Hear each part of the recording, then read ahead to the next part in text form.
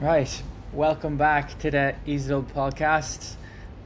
Today, I am happy to say we are joined by a multiple Irish record holder in the mile and 1500.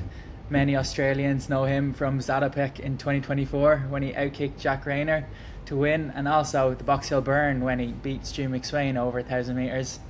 He has raced in Diamond Leagues all over the world, and he's taken down some relatively big names in Grand Slam track recently. Grant Fisher. He is a multiple time Olympian, and we will be doing the double at the World Championships in Tokyo next week.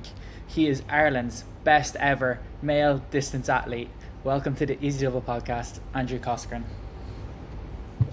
Hey Eoin, how's things? Thanks a million for having me on. The podcast sounds cool. I've listened to a few of the episodes, and you guys are doing a really good job. So thanks a million for having me on. You actually listen. Yeah, I did. Yeah. Well, as soon as you contacted me, then I was like, I'll listen to a few then. But I should have spotted it before that. But obviously, it's I've seen it a few times. But busy man, Yeah, that's my excuse. Flat out. You're currently in Hong Kong, correct? Currently in Hong Kong, hiding away from the heat at the moment. It's 33 outside, but feels like 41. So yeah, I'm hiding away in my room at the moment. Perfect. With the aircon on. Aircon on full blast, so it's saving me right now. Yeah, right. So we'll get straight into this, and just a few icebreakers. Ryan likes to ask a few icebreakers at the start, so I said I'll do it as well. So, are you a Guinness man? Guinness all the way. You like Guinness, yeah? Love a Guinness on my off season, yeah. Nice creamy pint of Guinness. Can't beat it. I can't stand it. I don't know. When I say I don't like Guinness, people are like, "Oh, you're not Irish." Yeah, I don't know. I always feel like everyone has that one point that turns them. They're like, "Nah, don't like it," and then they're like, "No, there's this one pub that has unbelievable Guinness," and then you go there, you have that one point that changes everything, and then you're hooked on it. That was the case for me. Right. Do you follow soccer? I wouldn't be a big soccer man now. I just moved to Manchester though, so it's a great time to start following Man United again. I did a little bit when I was younger, but fell out of it. But now I'm like back following them, and it's heartbreaking stuff. It really is. Yeah, Ryan is a Liverpool man, and Dean likes Tottenham. So, yeah, I'm a United man as well myself. Okay, nice. What is your Okay. favourite So yeah, city? you feel the heartbreak. Yes. Come here. What's your favourite city in Australia? Well, I've only seen Melbourne and Sydney, and I'll have to go with Melbourne. Yeah, I feel like the running in Melbourne is really good, but Perth, where a majority of our listeners are, it's very underrated. I haven't been to Perth yet, but it looks pretty cool, so I'll have to go over and check it out. But yeah, the running in Melbourne, really good. The running in Sydney, not so much, but the beaches in Sydney kind of make up for it a little bit. But I'd say if I had to pick, Melbourne running. Are you miles or kilometres? Miles. But I jump back and forth depending on who I'm talking to, so I'm a bit of both. So if I'm talking to Australians, I'm kilometres. Okay. Half tights or splitties? Half tights. Okay. Your favourite place to train? Ooh, Flagstaff, definitely. Best trails, great vibe up there. Everyone loves running up there. You can meet for the Sunday long run, and there could be 60 people there. Great running culture. So yeah, I'm gonna say Flagstaff. Okay. And then a lot of people won't get this one, but Barry's or Lyons tea? Oh, Barry's all the way. Yeah, that's such an Irish thing, isn't it? Yeah. For all you can know if you can trust someone, yeah. For all the other listeners, in Ireland there's like two main tea brands. It's either Barry's or Lyons, and there's such a divide between households that are you a Lyons or Barry's? And like if someone is a Barry's tea, you just won't drink the tea in that house because you have a favourite tea. But and you won't trust them either. Yeah. Get straight out of there, like don't. So, you started off. Did you always do running, or did you do other sports, or what was your childhood like? So I played pretty much every sport. I actually did the community games when I was when I was younger and enjoyed it. But I was like football, Gaelic football, rugby, bit of everything, and then really got back into running, I suppose, in school when it was like 14 through cross country. Of all the distances, then I loved cross country. So yeah, that kind of dragged me back in. I was like in secondary school, and everyone had to do like the beep test, and then if you scored quite well on the beep test, they're like, right, okay, right, you should go do a bit of cross country. And then yeah, I was like, right, okay, let's do a bit, because I knew about it from when I was younger and stuff. So I was like, yeah, let's give cross country a go. Got back into it, and then our team, we had a team of guys who Aaron Hanlon was one of the guys on the team. He was our heavy hitter. So he was running really well at the time, and then it was me and like three other lads kind of like made up like the subs bench, I suppose. We made up the rest of the team, and then we made it through North Leinster's, and into the All Irelands, scraped through by the skin of our teeth.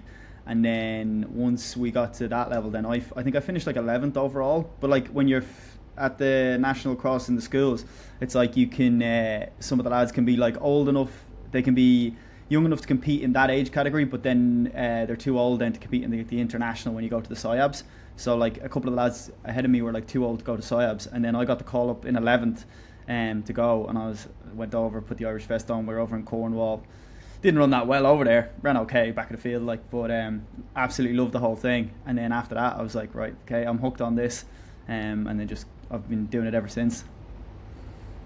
Oh yeah, because I was looking at some previous results like of cross country through the years, and like you've always been like near the top, so like it's always been like sort of in you to like be a good runner, and just in the past couple of years you've really broken through onto the world stage. But so you're from Balbriggan in Dublin, but you run for a club in Meath. How did that come about? So the two clubs that are close to me are Skerries AC and then Star of the Sea down in it is in Meath, yeah, unfortunately. But it was the closest club to me, and I knew there was a guy, Brendan Mead, down there who'd kind of like, he had a little bit of a group that trained together on a Saturday and stuff like that. So that was the club down the road, and he was there, so it just made perfect sense to go down there. And then ever since, yeah, I've been running for a Meath club. It's a bit controversial being a Dublin man running for a Meath club, but in fairness, they've given me some amount of support through the years in the club and Meath Athletics as well. So yeah, definitely don't regret it at all. Yeah, because I was looking at like all the records. So let's say the 5k record, like that is never going down because you have it. You never know, you'll have some hotshot coming through the ranks at some point. These new spikes, every kid's going to be running sub 13 minutes soon. Yeah, they have to keep a limit on them, don't they? I think they're only allowed to be 20 mil, isn't it? Yeah, I think it was reduced. Was it 30 down to 20? Yeah. Yeah. But actually, Star of the Sea, for anyone in our, like, they have a really good cross country race, and it's actually coming up now at the end of the month, and I'm thinking of doing it. I've never won it, so I'd like to give that a go. You should definitely do it. It's definitely the hardest cross country course you can do. So if you can get through that and you can win that, you're going to have a good cross country season. Right. So just a few of your PBs. You can correct me now if I'm wrong on any of these, but you've ran in 2021. You ran an 800 meters in Italy in 1:46. Yeah.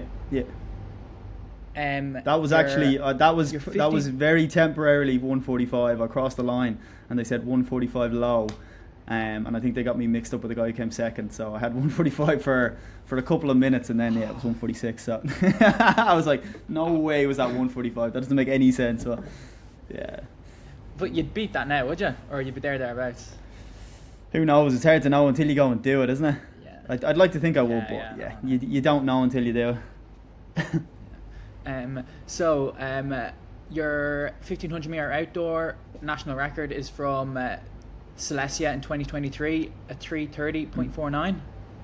Yep. You ran the indoor mile national record for Ireland of a 3:49 in New York in 2025. Yep. Your 3k PB is from Boston in 2025. Earlier this year, you ran a 7:30. You ran a 5k indoor in Boston, which was another indoor national record, in 13:12, and then your 10k was basically a jog for 8k, and then you picked it up in the last, but you ran at 27:56 in Melbourne, so you could probably go faster than that as well. But out of them, I don't know about a jog now. Hanging on to Jack Rayner for dear life. Man, I remember I watched that race live, and no one, like, you were just hanging on the back, and I was like, if these lads don't get a move on, like, you can outkick all of them. And then you came around, and it was so funny, man. I freaking love that one. I appreciate that. Out of them PBs, which one are you sort of like most proud of? I'd say, well, breaking 350 in the mile was massive, was it? Yeah, I think if I'd gone sub 7:30, I'd probably say that for the 3k. But I think at the moment sub 350 for the mile. Yeah, and like to take a record off like Eamon Coughlin, like obviously he was top class, and that was a world record when he ran it. So it was like that's kind of how good it is. Like, you know, obviously nowadays there's like spikes and whatever, but like, yeah, no, that's probably the one I'm the most proud of. And is that a New Balance event, is it, or is that? No. So Milrose used to be the Armory is where Milrose is on. So that facility used to be owned by New Balance, and I think maybe 2 years ago it was bought by Nike. So now they own the event. So the New Balance Grand Prix the week before, that's obviously New Balance, like, you know. Yeah. So you have the two, everyone comes over and does the two different meets, like. Nice. So you picked up running in secondary school and you got fairly good, and then college-wise you had a very different college experience than most runners. You can explain, but you went to America and it didn't really work out, did it? Yeah, so I went over to FSU for a year, kind of followed a couple of other Irish guys that went to FSU, and yeah, I did a year over there and just wasn't really the setup I was looking for. It was a good experience. I definitely learned a lot from it, but I think I was happy to come back and then go back under the tutelage of Brendan Mead and just be coached there. But yeah, like I think the NCAA's, I think what I learned is probably that like you probably need a system that is matched to the athlete. So going back, I probably would have just looked for a coach that kind of who kind of like had the same ideas that I had, and then we could work together to kind of be a good pair. Whereas like I went over there and we were kind of working against each other. We had very different ideas, and like you need to get along with your coach to be successful, you know. So it wasn't really the setup for me. And then I came back and then went to DCU and studied in DCU, and that worked out really, really well for me. So I'm happy that I followed the path that I did, and yeah, learned a lot along the way. And come here, in America, was it like high mileage, or what was the thing that sort of didn't really like do it for you? I think it's just the mentality around like the training and stuff, and like just what everyone was trying to do. I think like I've always kind of been someone who's like I'm always aiming to try to be the best. Like, and you know, I need a coach that kind of like is like, right, yeah, you can be at that top level.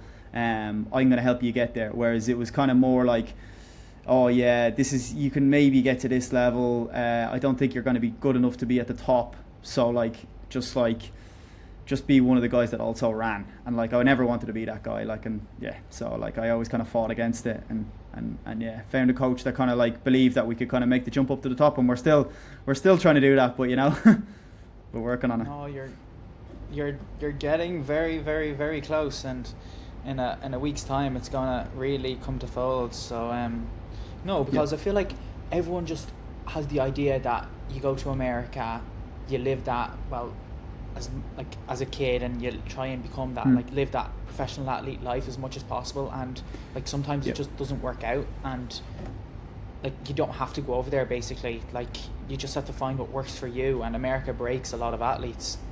But it's just good to hear that it didn't work for you. You came home and then you found what works. Yeah, I think what America provides is probably the fact that if you're based in Ireland, you kind of have to fund yourself. So you have to have an income. So you might end up working a job while you're running. So you go to America, everything's taken care of, physio's taken care of, college taken care of. So like you have a source of income pretty much to survive. So that is very beneficial for a lot of people. And then I came back and I found that system in DCU, and then I was lucky enough to kind of have some sponsors as well when I came back. A guy, Richard Donovan, really took me under his wing and kind of like funded me through, say, the period of my career where I wasn't good enough to kind of make money through kit deal or anything, and he kind of like, he helped me get through that. So that's probably what made a difference, whereas I think some people won't have that, so they might need the NCAA system to kind of like, just to survive, I suppose, and actually be able to go all in on running. And I totally get that, because like I'm nowhere near that level, but I'm sort of in that situation where like you have to fund yourself, and I feel if you did take the leap of like trying to go full time, you'd feel the benefits, but it's just not possible for everyone.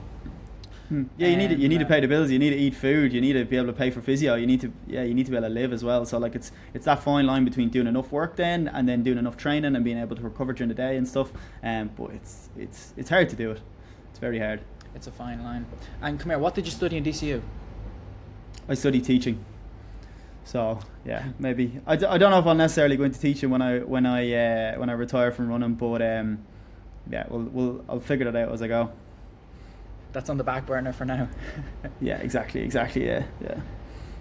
Do you want to walk us through like just a typical training week for Andrew Coscoran? Because it'd be interesting to see like what you're doing, because there's a load of different training methods right now, a lot of double threshold, loads of people have loads of different views, but just a standard week in your life.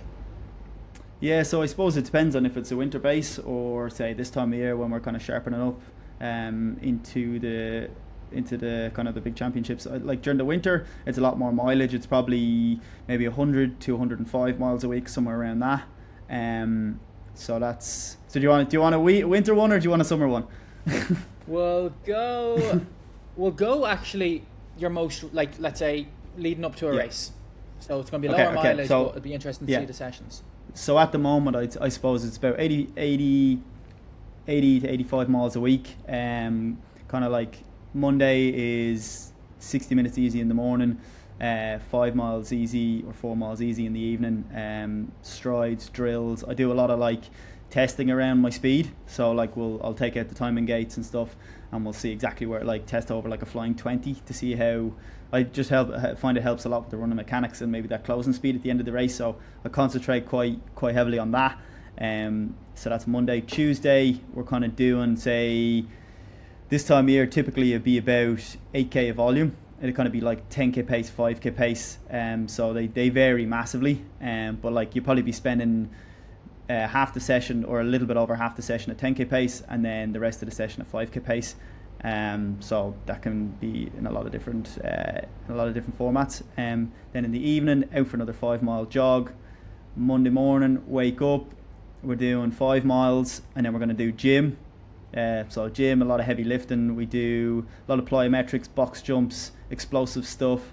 I'll like test my like counter movement jump every week just to see how fresh I am, and then I'll probably do my counter movement jump at the start of the gym session to see how fresh I am, and then base the gym session of how heavy we're going to go based on how fresh I am.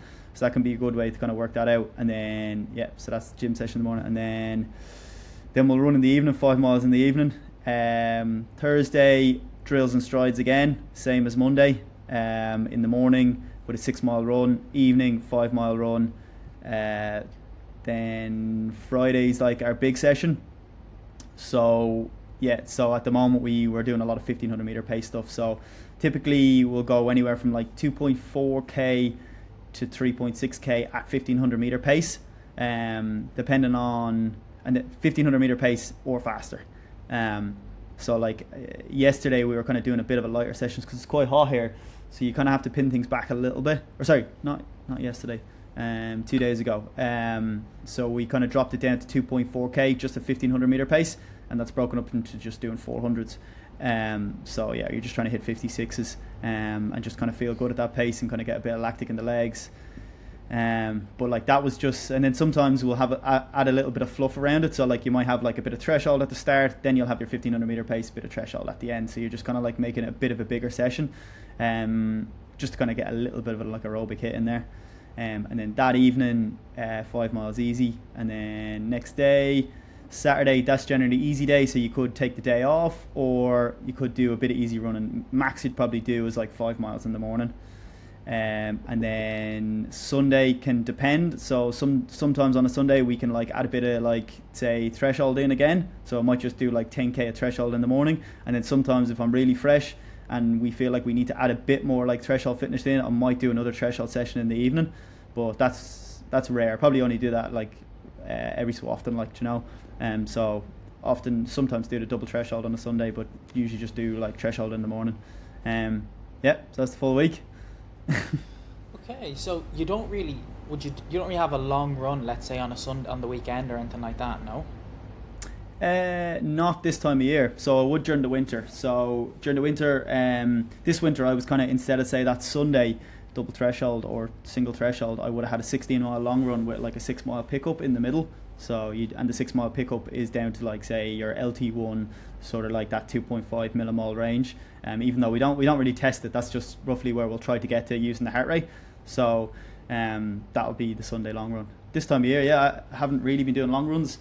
I suppose I feel like I've only got so much energy to put into different areas, and at the moment I'm not really seeing the benefit of the long run. So I've kind of we've just kind of taken it out. Yeah.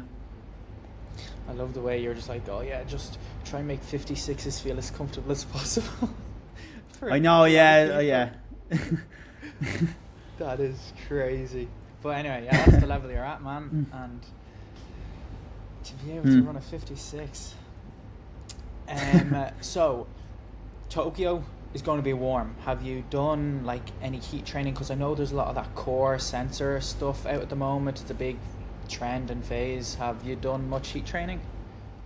So leading into this, the heat training would be, you'd aim for about 3 to 4 times a week. So generally I'll do it on non-session days, and what it'll be is you'll basically either in a sauna or a hot tub. It's a good idea to like vary the two, and what you're doing is kind of going in and you'll have a thermometer, so you're trying to get your body temperature up to just below 39. So ideally you get it up to about 38.5, and then you get out, and then you let it come back down again, and then you go back in. So generally for me, if I'm in say a hot tub or say in the bath, I'll do about 10 minutes, and then my temperature will get up to about 38.5, and I'm like, right, that's enough, get out, let it come back down to about maybe like 37 low or 36 high.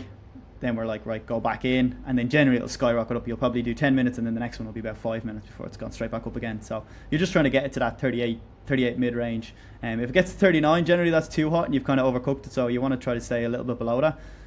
But out here, so that's just before I came out to Hong Kong, that we were kind of just doing that in St. Moritz and back in Manchester. But when you're out here, man, it's so hot that you're just basically trying to like limit the amount of time you spend outside. So I'll try to do one longish run outside every second day, and then that's enough, I think, to kind of get the exposure. If I do more than that, I feel like it'll just be too much, because it's an extra stress on the body. So you want to try like this time of year, I'm 7 days out from competing now, so like if I spend too much time outside in the heat, I'll just get tired. So it's like you want to get a bit of adaptation, but limit it and control it, you know.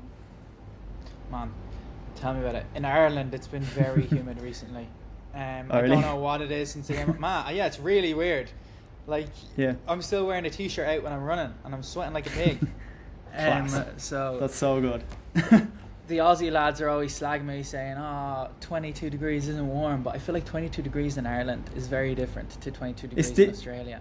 It's a different, honestly, if they came over and had a hot day in Ireland, it'd be like, they actually wouldn't be able to hack it. Like a session over here, 25 degrees in Ireland, it's like 40 degrees. It's ridiculous. Thank you very much. Yes, we'll take that. So a lot of it is very, like, it's interesting to hear, like, you're obviously extremely focused on speed, and we done an interview with Cam Levins there recently, the Canadian marathon record holder, and during his track days he actually got a sprint coach in, so like psychologically, let's say last lap, he'd like flick into like his speed form, and then he'd focus on his speed. So it's just interesting to, like, again, I do a few strides at the end of my runs, but it's just cool to hear it from like you, that like even the best athletes in the world are really focusing. Obviously you have to, because you're doing the 1500 and you have to run at 56, which is crazy. But yeah, it's just the form and the technique, really, is it?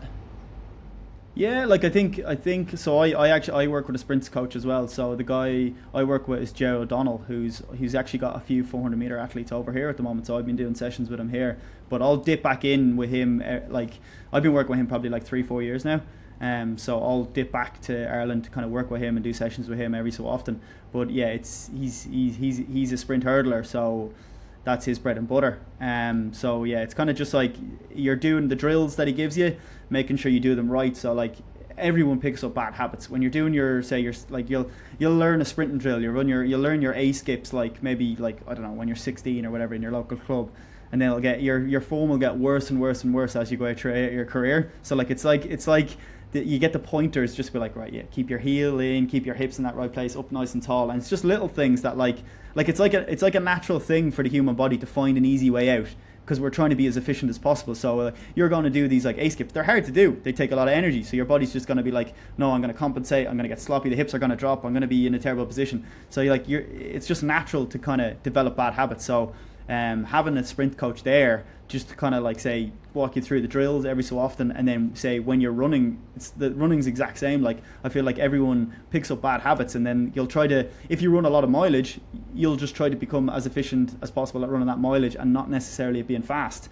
So then if you're running the 1500 meters, you're probably spending 80% of your time running at 7-minute miling, around that. That's so far away from 1500 meter race pace. So then you're trying to like do those little tips and those little tricks to kind of get yourself good at running 1500 meter pace, even though you can't spend that much time running 1500 meter pace. So it's like knowing what to do to be able to like click your running mechanics into gear at the right time. And like it's like what you said there about Cam Evans. It's like, yeah, I'll like start 1500 meters and I'm just like thinking like you're probably not throughout the whole race, but at maybe the first 100 meters or when you're settling into the race, it's just like hips tall, hit the ground, get the heel under yourself, like relax into this form that you kind of like will talk through with your sprints coach, and like yeah, it's worth its weight in gold. Yeah. Okay, cool. And come here, your training setup has recently you've moved to New Balance in Manchester. Yeah. Has your training changed a lot, or is it pretty much the same, or how did that move come about even? I think it's changed a little bit. So yeah, how it came about was kind of like I think I just kind of came to a point where I've been working with the same coach, Nick. I suppose I've been working with Nick Bedeau and Phelim Kelly for like the last 4 years or so, and I've obviously been running very, very well, but I've just kind of felt like maybe I needed a bit of a change mentally to kind of like find a new coach and yeah, just to try something a little bit different. So then yeah, I got in contact with the New Balance Manchester group and kind of like joined them, and I found it really, really well. I think I don't think we do anything massively different. We definitely do a little bit more running at like say the higher intensity, so race pace, 1500 meter race pace. I definitely didn't do like a specific session once a week where we're trying to like target, like say when I'm running the 5k, I'll target 5k race pace. When I'm running the 3k race pace, 1500 meter race pace, we didn't do as much as that. We would spend a lot more time say in easier zones and dipping down into it. I think there's benefit to doing both ways, but we'll see. Like I've kept the mileage up. Like I've always been like a high mileage sort of guy, like always trying to run that 100 miles a week. So like I'm still there. I suppose the one thing we're probably doing is being a bit more reactive to kind of like how I've adapted to training. So like say using the heart rates a bit more and kind of like, okay, some days like say if you for whatever reason you've just overcooked your session the day before, or even stuff that you can't even say factors you can't even control, you got a bad night's sleep, your resting heart rate's through the roof, you might pull things just back, like not massively, but you'll pull things back a tiny bit just to react to kind of how your body is, and then always try to keep the body healthy. Because I think the issue I've had the last 2 years coming into the championships is I've got sick. So last year coming into Paris I got a chest infection, and it just wrecked everything for me. And then the year before I got strep throat coming into the World Championship. So the one thing for me is just I'm always fit, I'm always running well, so it's just like if I get sick, that just ruins everything. So I just need to make sure I don't get sick. So we're kind of like watching all the metrics just to make sure we're always on just a little bit under that line, you know, at the right times. Yeah, because it's so easy to cross that line with like nutrition, overtraining, sleep. It's just so easy to like just cross the line, and once you cross the line, it's a slippy slope, and yeah. it's so easy to just get sick or injured or whatever. So no, it's good to hear. Good to hear. Yeah. What was I going to say? Oh, right. We'll move on. The Diamond League. You Right. have been all around the world in the Diamond League and racing Yeah. against the best in the world. What has been your favourite Diamond League race and your favourite city actually as well? Well, my PB is from Silesia, so I'd probably say that's my favourite Diamond League race. Yeah, that was really, really cool. Silesia is a really cool city as well, so I really, really like that. What else have I done? Yeah, they're all in cool spots, to be fair. Like, you can't really fault any of the Diamond Leagues. They always put you up in a nice hotel. They're always in a nice area. But I'd say I'll have to go with Silesia. Yeah. And like that's another thing. Like, you think of like the Diamond League circuit, and like, yeah, it sounds amazing. But like, is it hard to balance like your training and racing and like living out of a bag like while on the circuit? Like, how difficult is that to sort of balance everything? Yeah, like it is at the start. Yeah, when you're like unpacking and repacking like every 3 days, nearly, like you're like, okay, when you get to a hotel room, you're like, oh, I have 3 days here, I can actually settle for a second, like, you know. But it's like, yeah, you get used to it, you know. Like, I've been doing it for a couple of years now, so like you get your little systems. Like, you're like, you might be on the road for like 6 weeks, so like I'll come into the hotel room, I'll be like looking for a washing machine straight away, like, right, where do I wash my clothes here? And then you'd be like looking for racks, you'd be like looking for a place to hang it up, and then next to a fan so it'll dry quickly, and like you're picking up all these little tricks along the way just to try to keep yourself like, yeah, like a normal person. Whereas like stuff you take for granted is like, oh, you have a washing machine at home, you have your clothes rack, you just hang it up. You're like, nah, you gotta make shift here, like, you know. But it's, it's you get used to it, like, you know. I actually never thought about the simple thing like such as washing. Like, where the hell would you actually do it? Yeah, like every so often your hotel will be like next to a dry cleaners. That's the dream. You just go down there. Here's a big bag of clothes. Come back the next day, ready to go. Like, but like, yeah, a lot of times that's not the case. You'll be in the middle of nowhere. You've been training crap up in Samaritz, and you're like, okay, washing machine right there. No tumble dryer, right? Hanging stuff up outside or hanging stuff up next to a fan. Or, yeah. Come here. And do you get roomed with like one person more than other people, or could it be anyone? I think it's random. I've actually been in with Elliot Giles a couple of times. He's a good roommate to me. He's dead on. Like, watch his YouTube. It's actually it's good. Like, he's a good dude. Yeah. That's one I was referenced because he put up a video of him and he was put in a hotel and then it was shit and then he had to switch hotels. But yeah, he's really, really good, and he had a good YouTube video for Tokyo as well, or no, Paris, when he was up in the mountains training, and then he got the call that Jake Whiteman was injured and he had to then race down to Paris. But no, he was up Would there. you ever do He was a up YouTube? there with his dog, like. YouTube, no, I don't think I'd have the head now to talk in front of a camera for that long. I don't think so. I don't think it'd be my vibe. I think. What about you? Would you? You get a few. Man, see, that's a route. Like, obviously, I'm not the fastest, but like, yeah, you sort of have to think of yourself as a brand and make yourself marketable. So, like, I have thought about it, but I just don't think I'd have. Yeah. I don't think I'd like fully commit. Yeah, I think you just. I feel like you just need to be charismatic and entertaining, and you definitely tick the boxes. So you could like. Yeah, you just need to do a few mad challenges every so often. Keep people interested. It's all about the clickbait title. Yeah, the thumbnail. That's all that matters. No, cool. Okay, and you've done some Grand Slam track this year. How did that even? How did that come about? Like, how does someone get in contact with you for like Grand Slam track, or what was that about? So generally all the races are through my agent Nick Badeau. So they'll contact him or he'll contact them and be like, right, let's set this up. So I got the call, I think about 3 weeks before the Grand Slam in Miami. They said, right, we're looking for a guy who can run the 3K, 5K. Do you want to do it? And I was like, yeah, sweet, let's go. This looks like a really cool event.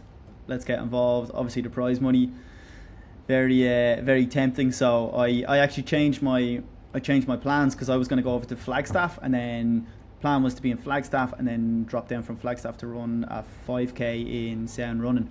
So I was going to be out there for 4 weeks before, but I ended up I had to like change my flights and stuff, so it cost me a bit of money to change my flights, but I had to go out a week earlier, go up to Flagstaff. Sorry, I went up to Flagstaff 10 days earlier, so that I could drop down into Miami and then go back up to Flagstaff after. So we changed things around a little bit based on that information, but dropped down, raced Miami, went really well. Kind of, yeah, that 3k was really good. Kind of dipped Grant Fisher on the line, which was class. It showed kind of like fitness was in a good spot, but also closing speed was in a good spot, so it was like good confirmation at the start of the season. It was class. And then obviously, like, once you win one of the events, you've actually got a high chance of winning the overall event as well then, or finish it very high up. So yeah, because I think the way the points work is it like 12 and then 8 points for second, so like, and then it like actually diminishes as it goes down. So once you kind of you basically get a 4-point advantage on second place if you win the first one. So then you're like, right, okay, I'm in a really good spot here. I just need to be tactically aware in the second one if I don't finish towards the back, I'm either going to finish first or second here. So once Grant went earlier in the 5k, so the 3k was the first event, then the second event 2 days later was the 5k.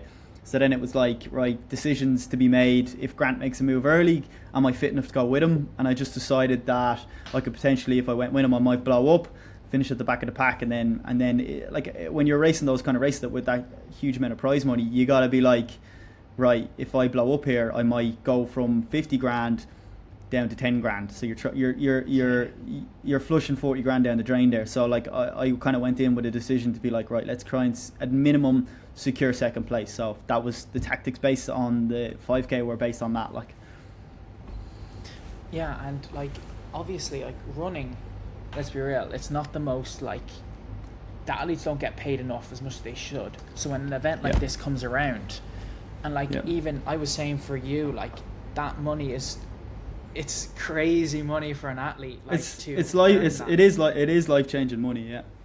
Yeah, like that could fund camps for years to come. And obviously they've had some difficulties, Grand Slam track, and hopefully it gets sorted, because the event, like, it was such a good initiative. But yeah, so the thing with the Grand Slam is that, like, what was agreed at the start was a quick turnaround with the payment, and that's hard to do. Ideally would have been the case. 21 days we all would have been paid, but generally in athletics, if you like being around the sport for a while, it takes a while to get paid from everybody, from your sponsors, from races, from everybody. It takes a while to get paid. Like, so I came sixth at the World Indoors in China, and I won a little bit of prize money from that. That was in March. Still haven't been paid for that. So it's like that's March. Like the first Grand Slam was in May. So like they still have a bit of time, you know. So like I think there's a lot of negativity out there about the Grand Slam and stuff, but like let's see how it plays out, you know. Ideally Grand Slam comes back next year, they pay everyone for this year. That would be ideal. But yeah, we'll have to see what happens. Yeah, no, it's cool. And come here, on these so all these like Grand Slam track, Diamond League, there's some massive personalities, like between the sprinters. Have you encountered any like challenging personalities on the circuit? Do you know what? Like, I think some of the sprinters can definitely be, they can be very confident individuals. They know exactly what they want. But I think there seems to be like a difference in personality between the sprinters and, like, say, the middle to long distance people. Like, I think I don't know, maybe it's hard to know why, but they're very, like, they're probably a lot louder, a lot more, maybe, like, a lot more sociable maybe then like I'm not saying that like the middle distance runners are sociable, they definitely are, but you can see the clear difference. There may be like, if you look at the table of sprinters and you look at the table of middle distance runners, the table of sprinters will be very loud, they'll all be very outgoing, whereas the table of middle distance runners will probably be all just like quiet and talk about running stats and mileage and all this stuff. Like they're a bit more like maybe it's slightly more towards the introvert sort of side, and it's probably just that like naturally maybe, because say middle distance or long distance runners have to run a lot more mileage, they have to spend a lot more time on their own, maybe that they just like those type of people gravitate towards that.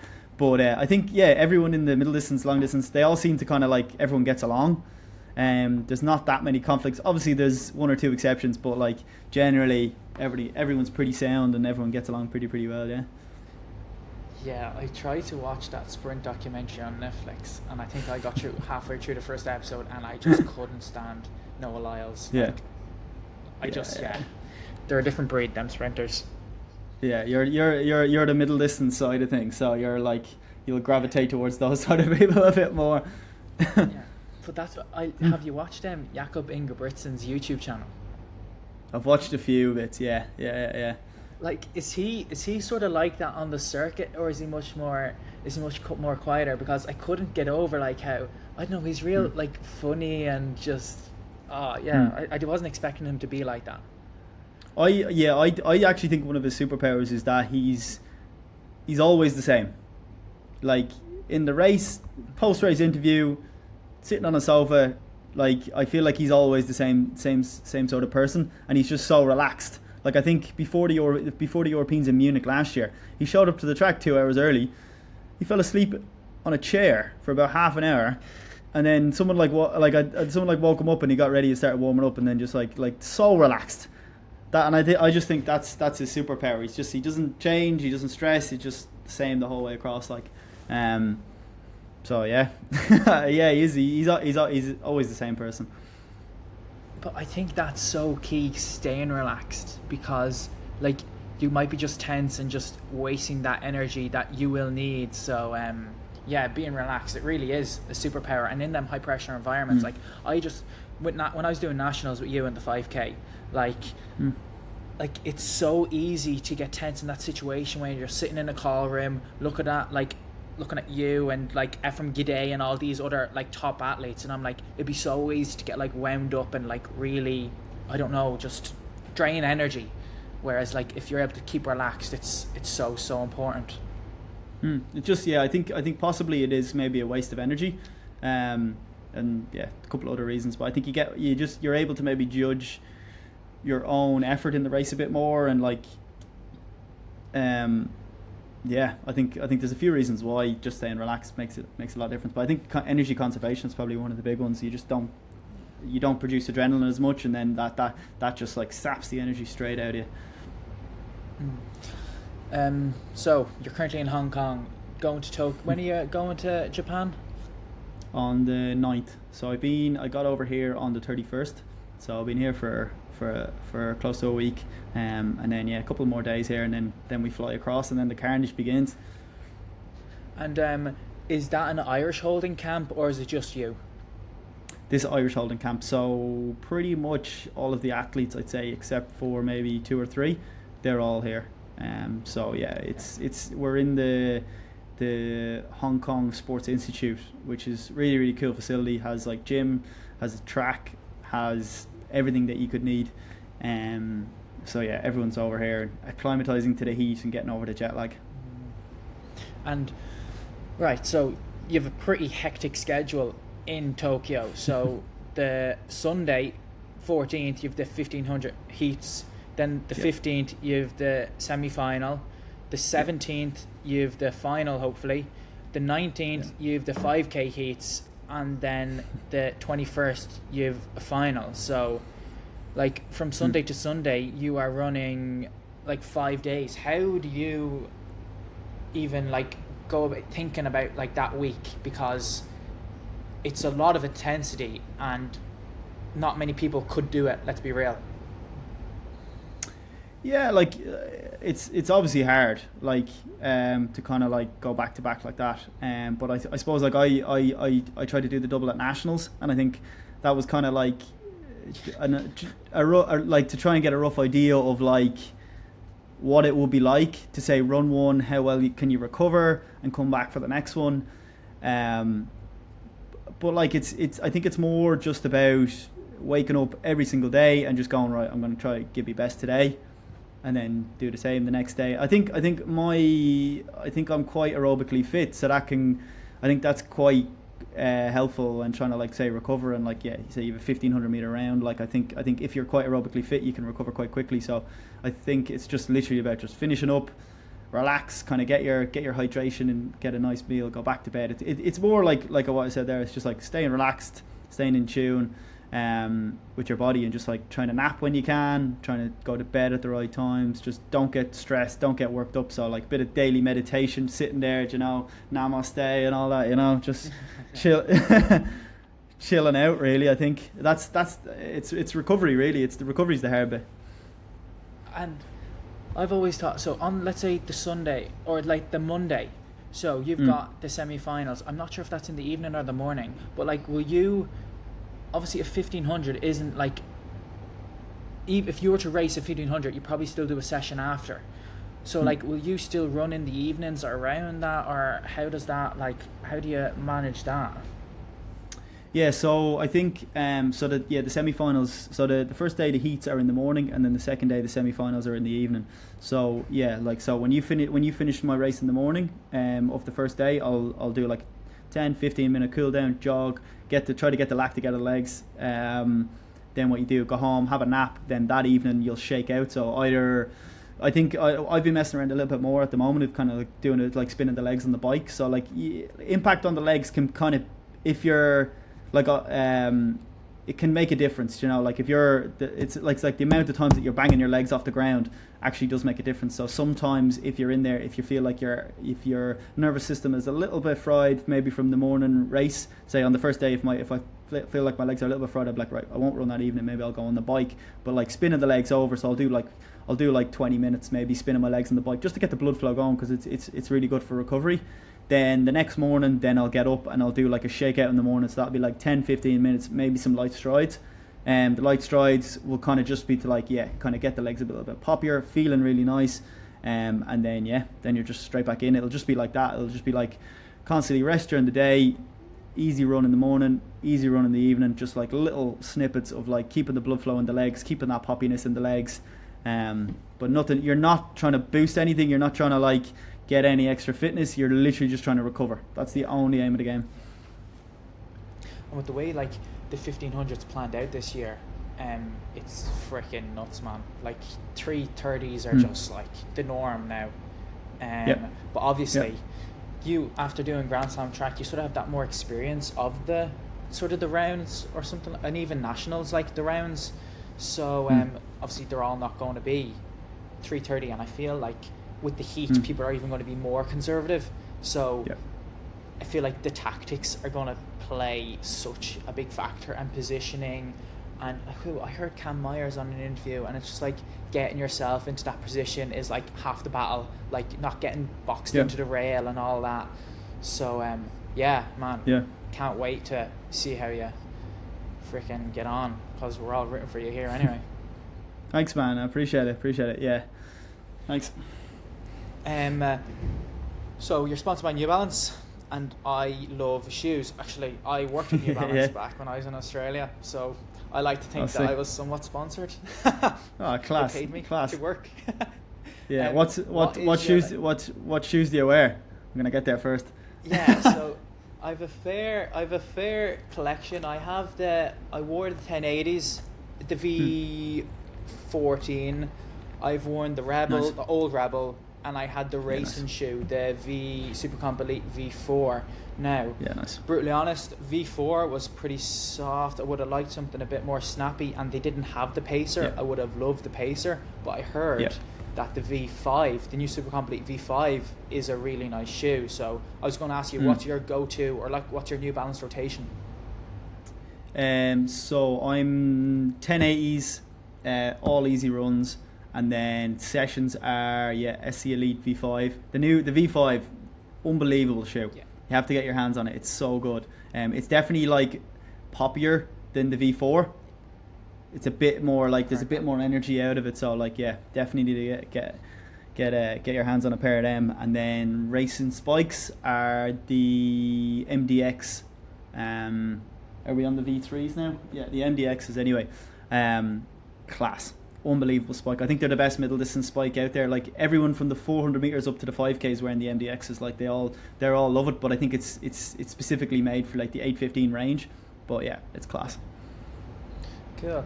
And I've always wondered, so like when you're traveling around, like how do they get like the new gear and kit to you? Like do you just give them a hotel you're going to be in like next week and they deliver it there, or how does that work? It can be a bit of carnage, to be fair, because like say I was trying to get my gear when I was racing in the States, but I'd be somewhere different every like 3 days, and then you like go to another spot, and then you'd be somewhere for 3 days, and you go to the next spot. So it's like kind of hard to coordinate. And you're like trying to like judge. You're like, right, okay, if I order it now, it's gonna get delivered in a week's time. So where am I gonna be in a week? But if it's delayed, then I'm gonna miss it. So you're like, right, I need to try and like say for I was trying to get a sun like so one of the companies that sponsored me sunglasses, they're Ever Amber. They were trying to send me sunglasses out to the States, and because of this whole new tariff thing or whatever, like it took ages to get through customs, so it arrived a couple of days late, and I had literally left the morning of, and then it arrived that day. So then I whoever was in charge of the R&B, I got them to kind of send the sunglasses on to me. They sent it on to LA, where I was racing in LA, and then those sunglasses arrived about 3 hours after I left from LA, and then I'm in LA trying to get them sent to Philadelphia, and they had arrived about 3 hours after I left as well. So it's, you have gear like I had pairs, like a couple of pairs of sunglasses chasing me around the States there for a while. So it always kind of works out like that, like where you're trying to get gear sent to, you're trying to judge where you're going to be. But if anything gets delayed, then you're screwed. You miss it, and then there could be New Balance gear just sitting in some fucking hotel waiting for you, and you might have to go back the next year and pick it up or something, you know. Wow, yeah, because actually I was looking at, that's an Irish company as well. I was actually going to buy sunglasses off them, but then I was like, oh, it's going to be winter now, so I won't get to wear them for like 7 months.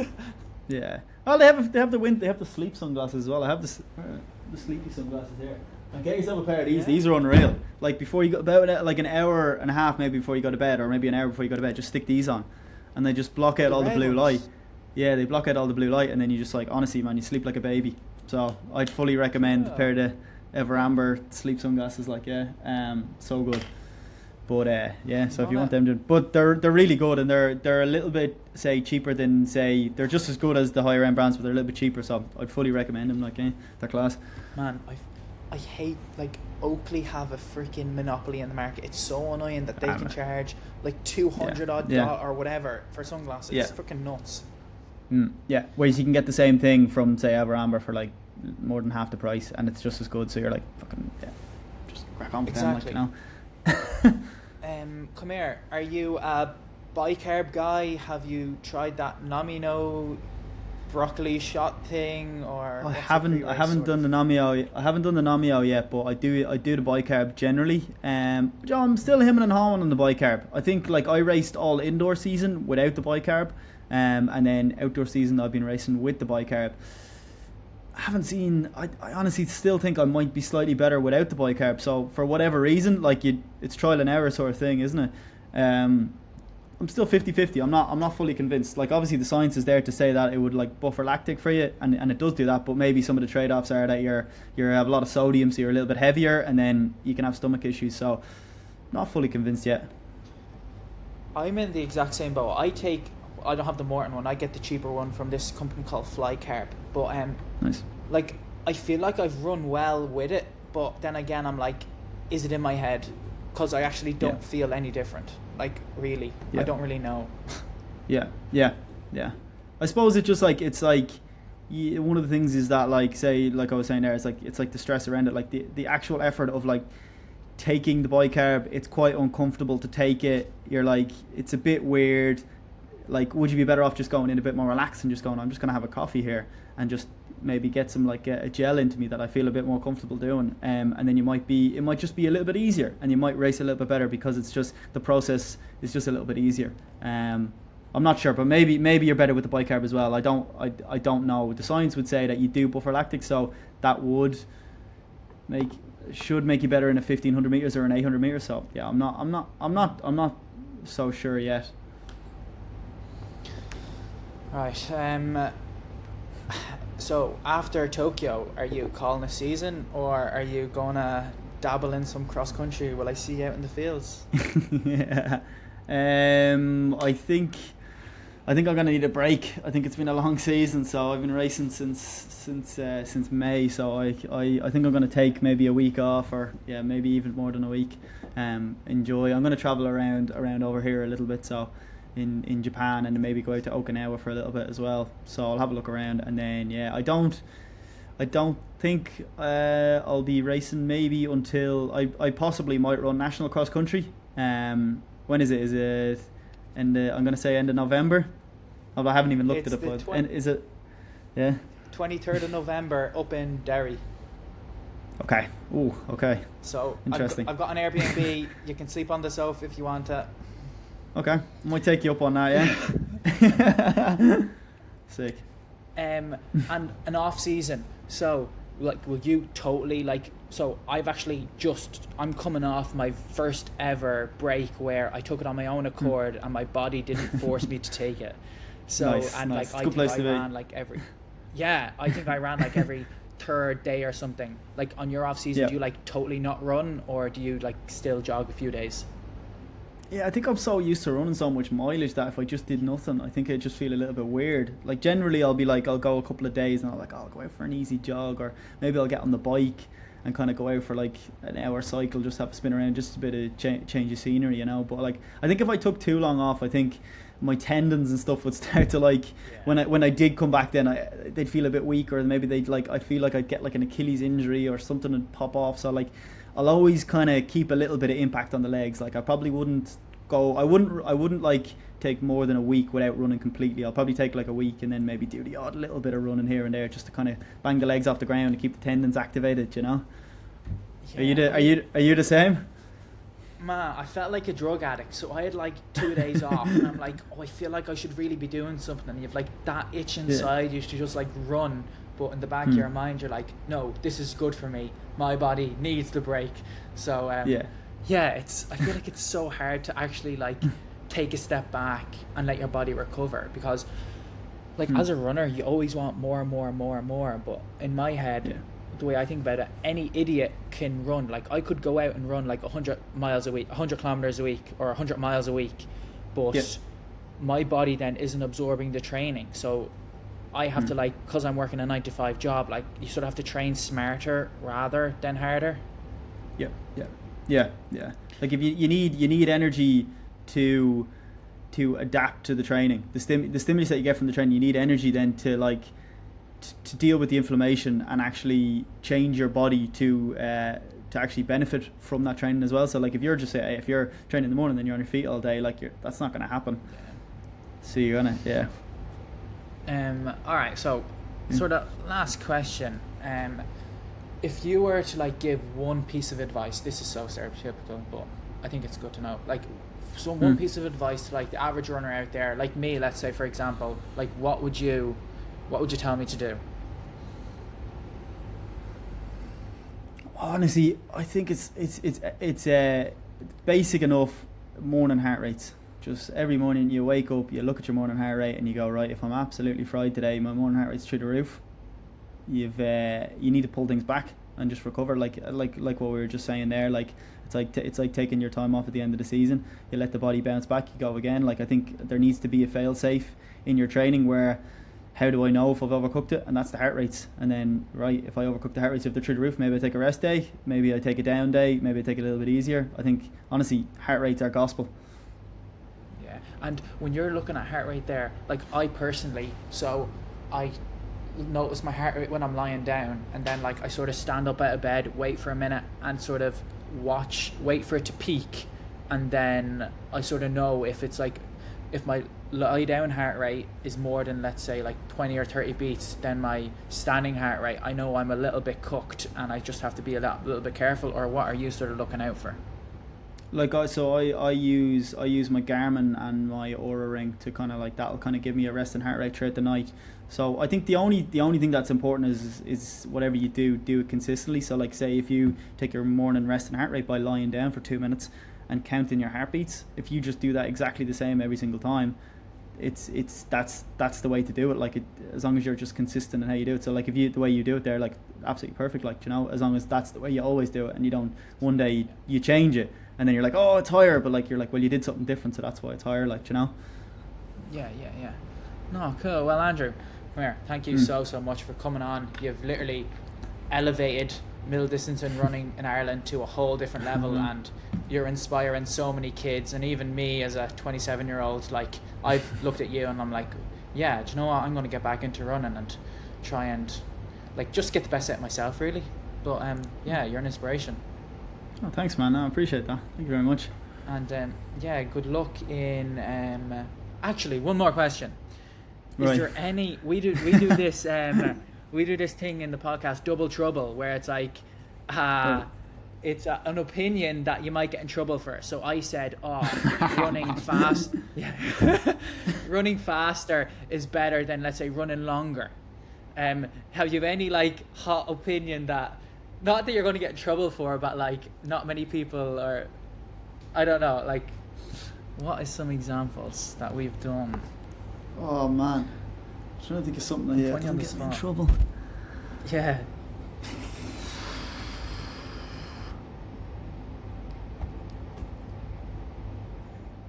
I'm gonna, do you know what? I'm gonna say, I say long run is a myth.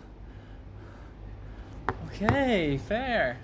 Yeah, because I read somewhere that Jakob never ran over like 90 minutes or something like that, something crazy. But listening to you, like, you don't really do a long run either, so you might be onto something. Yeah, I don't. Yeah, time and a place, not all the time. I don't think it's the most important piece of the puzzle, so I'll just we'll say that. A lot of people I'm gonna get in trouble for that one now. People don't care. I don't think people care enough today. Would you ever jump up to a marathon, like down the line? Maybe if there was an entry for Dublin Marathon this year, you know, I'd go for a jog around. Yeah. I think so. Yeah. I like the idea of it. Like, you know, I like the idea of doing it. Maybe I don't know about doing it like seriously, but doing it for fun. I think. Not that it's. I suppose people would look at you and say that's crazy, but like, I think jogging around Dublin Marathon and just soaking up the energy, I think would be fun. What's your vibe on the marathon? Oh, I think that's where I will end up, to be honest, because I don't have a fast twitch fibre in my body. Like, in the coming up indoor season, I'll try and run like a fast 3K and a 1500, but I feel like the marathon and the half marathon, it's sort of where it's better suited to me. Yeah. But no, Andy, thank you so much for coming on, and good luck next week in Tokyo. We'll all be rooting for you. Thanks a million. I appreciate that. Same for that. Cheers, man. Thank you very much. Nicely. Right, catch you soon. Bye bye.